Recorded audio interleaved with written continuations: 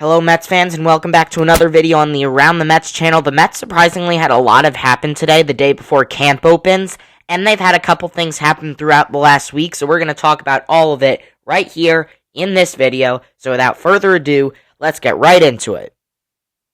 So starting out with what I think is the biggest news out of anything that's happened, Francisco Lindor might need surgery. Our star shortstop, who almost never misses time, is maybe going to have to miss some time. He'll definitely miss a portion of spring training. He has a stress reaction in his left hamate bone, which is actually the exact same injury that Francisco Alvarez had last year. It was in his catching hand, his left hand. So he's suffering from a very similar injury, and that was the injury that Alvarez missed the first few weeks of his season, and Torrens had to start the year as the starting catcher. However, Alvarez suffered that injury a little bit later into spring training, and so obviously you don't want this ever happening, but the ideal time for this to happen to Lindor would probably be right about now, with camp opening up for pitchers and catchers tomorrow. He's being evaluated for this injury tomorrow, and he could possibly need surgery. If that surgery happens, it's roughly a 6-week recovery time. If he gets evaluated tomorrow and then immediately has the surgery tomorrow, 6 weeks would set him to the day before opening day. So it would have to be a speedy recovery for him, because David Stearns already came out and said in his press conference today at Clover Park that even if Lindor needs surgery, they expect him to most likely be ready to play shortstop on opening day. However, of course, that's just a prediction. We don't know what's going to happen, but this is a thing. This is a trend. The Mets are always going to have some big player go down at the start of spring training. Last year it was Alvarez. This year it's Lindor. So let's hope that he is okay to play on opening day, and let's hope this injury doesn't affect him too much. Lindor is historically a slow starter. He usually starts seasons very slow, not really producing much, and then as the season goes on, he kicks it into high gear and starts playing better. So we'll see. But I want to talk a little bit about if Lindor can't play right away, or even if he just can't play shortstop right away, because this is in his glove hand, and we know he is a great defensive shortstop. So if it comes to a point where Lindor, after this surgery, feels on opening day he can hit fine, but he thinks that fielding might be a little risky, or the Mets training staff thinks that he shouldn't be fielding, if he needs to start on the IL, he'll start on the IL. Otherwise, I do think he could DH. But if he does miss time at shortstop, I think the best move is that you put Bo Bichette over there. I honestly, when I saw this news, I was like, if he has to miss time, who are we going to put at shortstop? Because in my mind, I forgot that Bo Bichette was a shortstop since we signed him and there was all of this third base talk.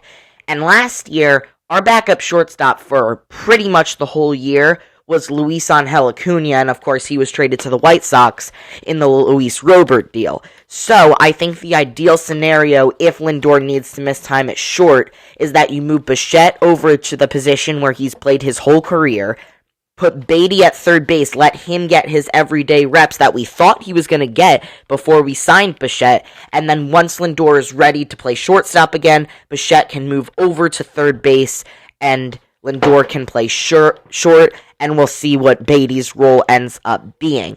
The only real backup option beyond Bo Bichette for shortstop would be Vidal Brujan, who the Mets signed, or I guess traded for, but I don't even know if he's on the active roster or just has a spring training invite. And either way, I don't like having Vidal Brujan hitting 9th in my order when I know he's basically a guaranteed out and is likely to only get a couple hits in a small sample size.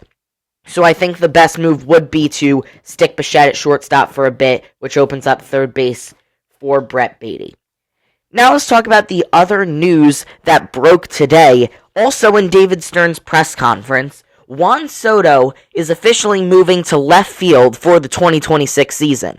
Of course, Soto played right field for the Mets last year. He played right field for the Yankees in 2024. The last time he played left field was 2023 for the Padres, When Fernando Tatis Jr. got back from his suspension and wrist injury, he moved over to right field from shortstop and ended up winning the Platinum Glove there, actually. But Soto did move over to left field at that time. But before that, it had been since 2020 since he was an everyday left fielder. So he does have some experience at the position, but of course more experience in right field.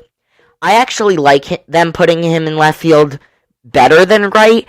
I just feel like in left field you have less ground to cover, especially at a ballpark like Citi Field. I don't know if this is just an illusion, but it seems to me that the left field fence is not closer in, but less deep than the right field fence. It's not as jagged. It's more of a straight line. And so for Soto, of course, he'll have to learn new caroms, but for a guy like him, he won't have to cover as much ground, and the Mets will have a great arm in left field, which is not something we've had in a while. Brandon Nimmo, of course, was our starting left fielder for the last 2 years, and while I love Brandon Nimmo, he never really had the best arm in the outfield. So now you get to stick a really good arm in left field, and I just think the position makes more sense for Soto in the long run than right. It also keeps him a little fresher because maybe he's not running as much. So, who's going to play right field? Obviously, throughout the offseason, we've seen that it looks like Carson Bench is going to get a real shot to play left, but now with Soto moving to left, are they going to have Carson Bench play right? Are they going to have their new signing, MJ Melendez, play right to start the year, and then they're going to bring up Carson Bench later? Who knows? I do think that Bench will have a legitimate shot to start the season in right field. I did look. He played the most games in the minors in center last year, but he did actually get more innings played as a right fielder than as a left fielder, so he's definitely comfortable in all three outfield spots, but it is good to know that he is helpful in right field.